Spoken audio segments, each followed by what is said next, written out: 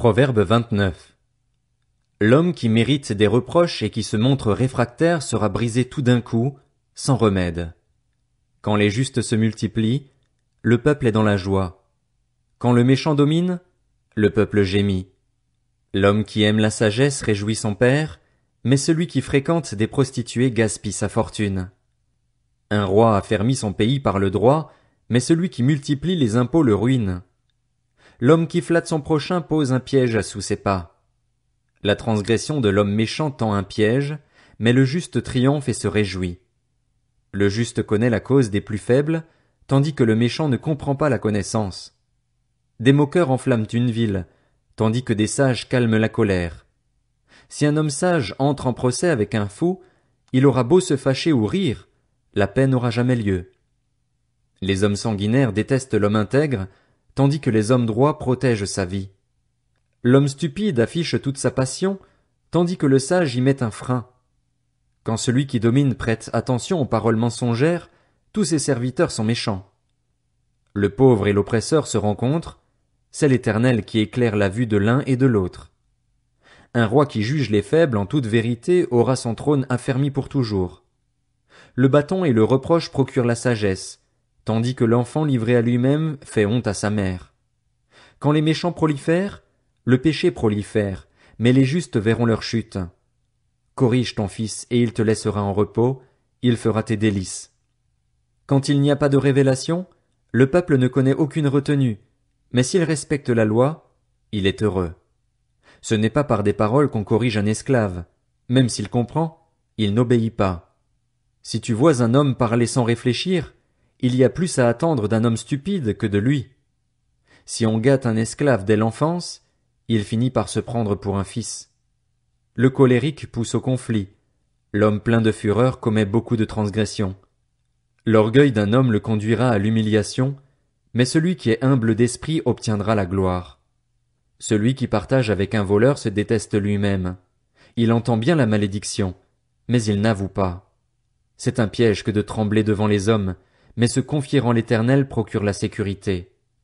Beaucoup recherchent la faveur de celui qui domine, mais c'est l'Éternel qui rend justice à chacun. L'homme injuste fait horreur au juste, et celui dont la voie est droite fait horreur aux méchants. Proverbe 30. Parole d'Agur, fils de Jaquet. Message prononcé par cet homme pour Ithiel et pour Ucal. Certes, je suis idiot plus que tout autre et je n'ai pas l'intelligence d'un homme, je n'ai pas appris la sagesse et je n'ai pas la connaissance du saint. Qui est monté au ciel et qui en est descendu? Qui a rassemblé le vent dans le creux de ses mains? Qui a serré l'eau dans son manteau? Qui a fixé les limites de la terre? Quel est son nom et quel est le nom de son fils? Le sais-tu? Toute parole de Dieu est pure. Il est un bouclier pour ceux qui cherchent refuge en lui. N'ajoute rien à ces paroles. Il te reprendrait et tu apparaîtrais comme un menteur. Je te demande 2 choses. Ne me les refuse pas avant que je meure. Éloigne de moi la fausseté et le mensonge, et ne me donne ni pauvreté ni richesse, mais accorde-moi le pain qui m'est nécessaire. Sinon je risquerais, une fois rassasié, de te renier et de dire « Qui est l'Éternel ?» ou, après avoir tout perdu, de voler et de m'en prendre au nom de mon Dieu. Ne dénigre pas un serviteur auprès de son maître, de peur qu'il ne te maudisse et que tu n'aies à en subir les conséquences. Il existe une génération qui maudit son père et qui ne bénit pas sa mère. Il existe une génération qui se croit pure et qui n'est pas lavée de sa souillure. Il existe une génération aux yeux hautains et aux paupières insolentes. Il existe une génération dont les dents sont des épées et les mâchoires des couteaux pour dévorer les plus humbles sur la terre et les plus pauvres parmi les hommes. La sangsue a 2 filles. Donne, donne. 3 choses sont insatiables. 4 ne disent jamais assez. Le séjour des morts, la femme stérile, la terre qui n'est pas saturée d'eau, et le feu qui ne dit jamais assez. L'œil qui se moque d'un père et qui méprise l'obéissance envers une mère, les corbeaux de la rivière le crèveront et les petits de l'aigle le mangeront. Il y a 3 choses qui sont trop merveilleuses pour moi, même 4 que je ne parviens pas à connaître. La trace de l'aigle dans le ciel, la trace du serpent sur le rocher, la trace du bateau au milieu de la mer et la trace de l'homme chez la jeune fille. Voici quelle est la conduite de la femme adultère. Elle mange et s'essuie la bouche avant de dire « Je n'ai fait aucun mal ». Il y a 3 choses qui font trembler la terre, même 4 qu'elle ne peut pas supporter. Un esclave qui devient roi, un fou qui a de la nourriture à satiété, une femme détestée qui se marie et une servante qui dépossède sa maîtresse. Il y a sur la terre 4 animaux petits, et cependant particulièrement sages. Les fourmis, peuple sans force, qui prépare leur nourriture en été. Les damans, peuple sans puissance, qui font leur habitation dans les rochers. Les sauterelles, qui n'ont pas de roi mais sortent toutes en bon ordre. Le lézard, que tu peux attraper avec tes mains et qui se trouve dans les palais des rois. Il y en a 3 qui ont une belle allure, même 4 qui ont une belle démarche. Le lion, le plus puissant des animaux, qui ne recule devant personne. Le cheval, tout équipé, ou encore le bouc, et le roi à qui personne ne résiste. Si l'orgueil te pousse à des actes de folie et si tu as de mauvaises pensées, mets la main sur la bouche. En effet, battre le lait produit du beurre, frapper le nez produit du sang et provoquer la colère produit des disputes. Proverbe 31. Parole du roi Lémuel. Message par lequel sa mère l'a instruit. Que te dirai-je, mon fils? Que te dirai-je, fils de mon ventre? Que te dirai-je, fils de mes vœux?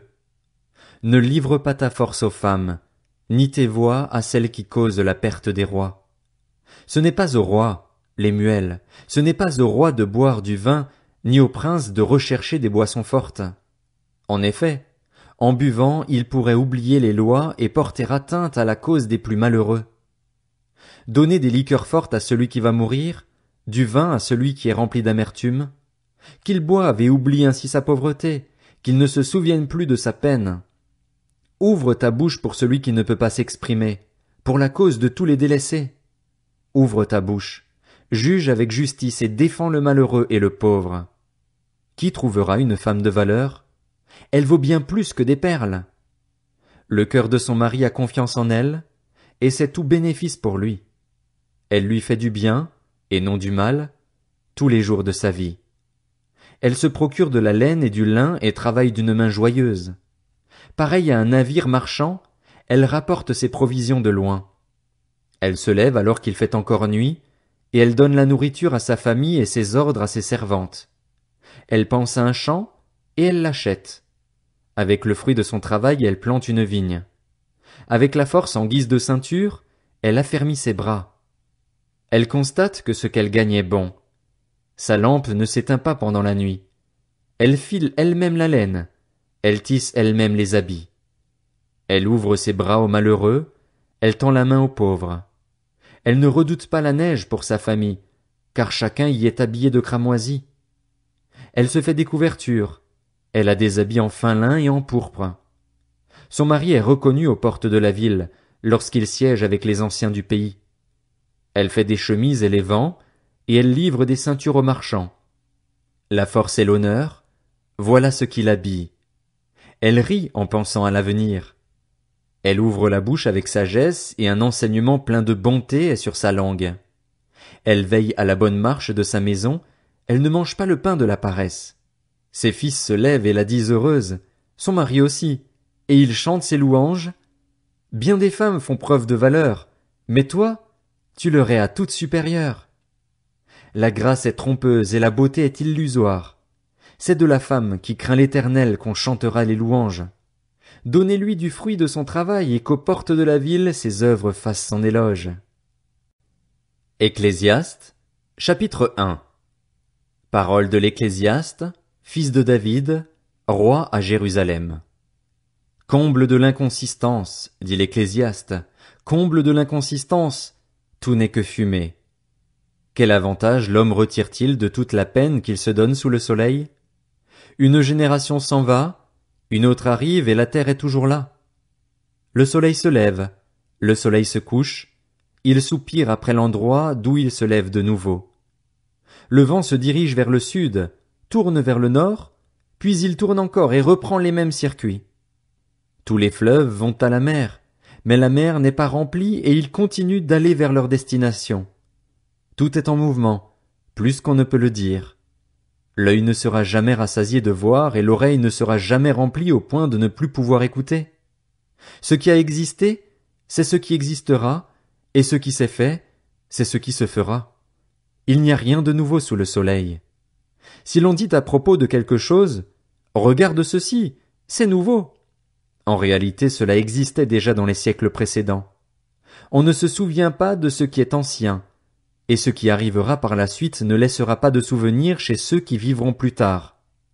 Moi, l'Ecclésiaste, j'ai été roi d'Israël à Jérusalem. J'ai appliqué mon cœur à rechercher et à explorer par la sagesse tout ce qui se fait sous le ciel. C'est une occupation pénible que Dieu réserve aux humains. J'ai vu tout ce qui se fait sous le soleil, et j'ai constaté que tout n'est que fumée et revient à poursuivre le vent. Ce qui est courbé ne peut pas se redresser et ce qui manque ne peut pas être compté. Je me suis dit, j'ai augmenté et développé la sagesse plus que tous ceux qui ont dominé avant moi sur Jérusalem, et mon cœur a vu beaucoup de sagesse et de connaissance. J'ai appliqué mon cœur à connaître la sagesse, mais aussi la folie et la stupidité. J'ai découvert que cela aussi, cela revient à poursuivre le vent. En effet, avec beaucoup de sagesse, on a beaucoup de chagrin, et celui qui augmente sa connaissance augmente sa souffrance.